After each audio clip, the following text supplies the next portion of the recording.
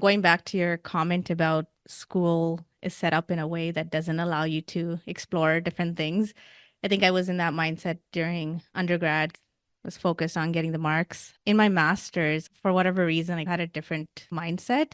At least towards the end, the second year, I tried to do assignments in a way that it could benefit me beyond school.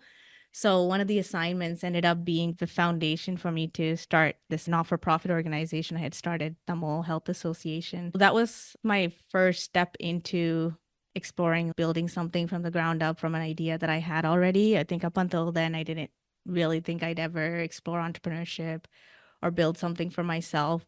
I ran that for about 7 years or so between my undergrad and launching PhSpot.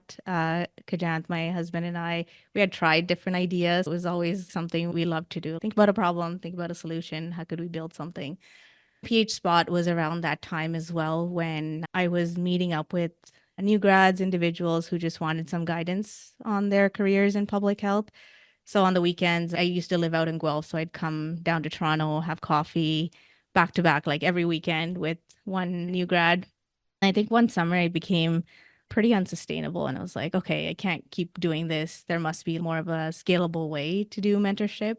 Around the same time, a friend of mine was interested in coding and building websites. So I pitched him the idea of like, hey, why don't you build this site for me? Maybe we can pull different public health jobs. We can add a blog on there. I could share experiences of building a career in public health. It was just supposed to be a fun little project. And he built this. I expected him to build this black and white, poorly looking site, but he ended up building this beautiful platform, which then ignited the idea of maybe this could be something. Initially, it was a couple of my friends, my husband and I, pulling this together.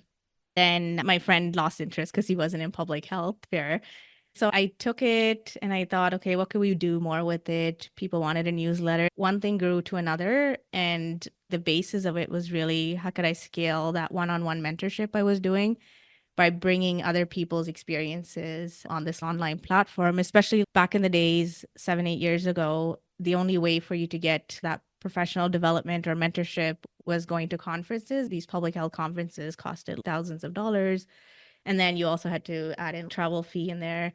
I'd also go to these business events and entrepreneurship events and just be in awe of the amount of support those industries had. When I thought about the public health career development side of things, it was almost non-existent. So it was almost like, okay, what could I build in this space for my peers essentially and myself to help each other out with career development? Initially, it was just a blog and a newsletter. I would curate community generated blog and this newsletter of jobs, something I was doing for fun in the evenings and weekends.